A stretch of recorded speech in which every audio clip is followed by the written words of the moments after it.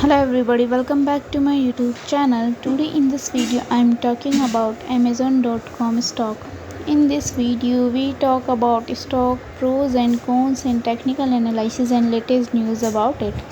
Stock is trading at $129.78 with 1.11% positive in a day.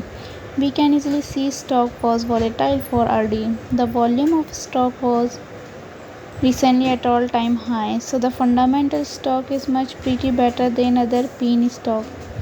Before buying and selling the stock, please consult your financial advisor. Today's video is done. Thanks for watching. Please subscribe my YouTube channel and like the video and also comment for related queries.